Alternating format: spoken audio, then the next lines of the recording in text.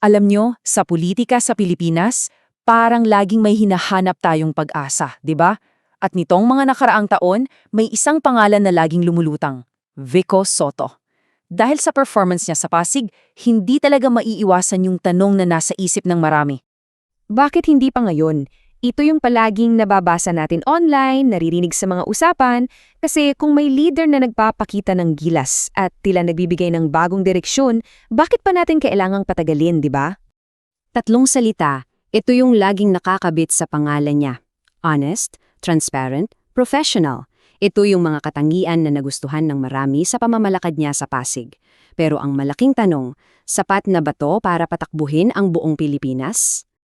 Okay, so bago tayo tuluyang madala ng excitement, kailangan nating huminto sandali at harapin ang realidad.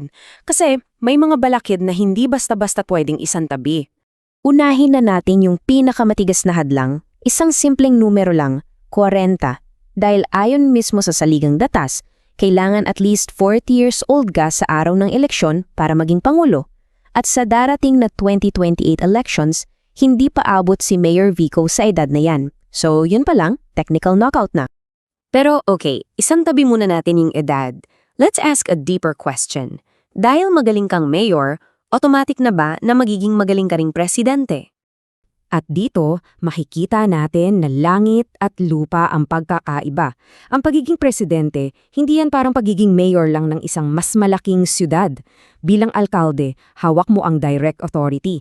Pero bilang presidente, kailangan mong bumuo ng alyansa sa Kongreso. Ang problema ng mayor, city level. Sa presidente, buong bansa. Kasama na ang foreign policy at international treaties. Magkaibang magkaiba, kumbaga, yung skill set na kailangan. Sabi nga at napatunayan na rin ng kasaysayan, hindi palaging sapat ang magandang intensyon, kasikatan o kahit yung integridad. Ibang klase talaga yung bigat at komplikasyon ng pamumuno sa pambansang level. So, kung hindi pa malalangyang, saan? Dito ngayon papasok yung idea ng Senado. At hindi to bilang isang consolation prize, ha?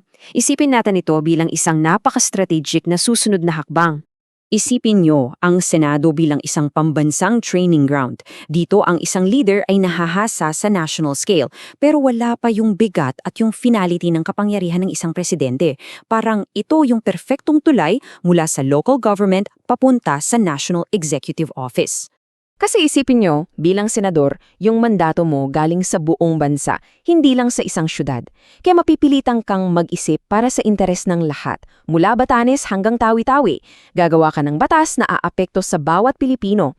At haharapin mo yung mga issue na, well, hindi mo ma-encounter sa City Hall. At gaano ba talaga kahalaga yung training na to? Let's break it down. Ano ba talaga ang mga natututunan sa loob ng Senado? Pwede nating ituring na parang curriculum ito para sa pagkapangulo. Una, lawmaking. Kailangan mong ma-master yung masalimuot na proseso ng paggawa ng batas. Pangalawa, coalition building. Matututo kang makipagnegosasyon sa iba't ibang makapangyarihang interes. Tapos, syempre, nandyan yung national security at foreign relations. Mga bagay na kailangan mong maintindihan ng malaliman.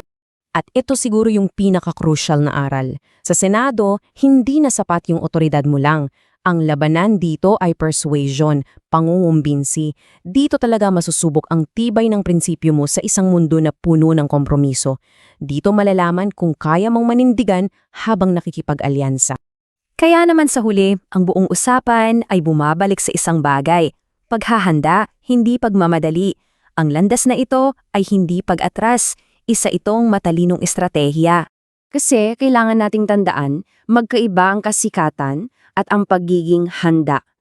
Popularity is not preparation.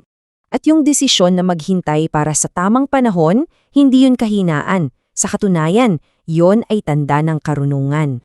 Dahil ang tunay at epektibong pamumuno ay hindi lang naman tungkol sa pagiging apurado. Mahalaga rin dito ang tamang tiempo, ang pagiging handa sa tamang pagkakataon. Kaya iwan natin sa inyo ang tanong na ito para sa kinabukasan ng ating bansa. Ano ba talagang mas mahalaga? Ang bilis na dala ng kasabikan o ang talino at karunungan na dala ng tamang paghahanda?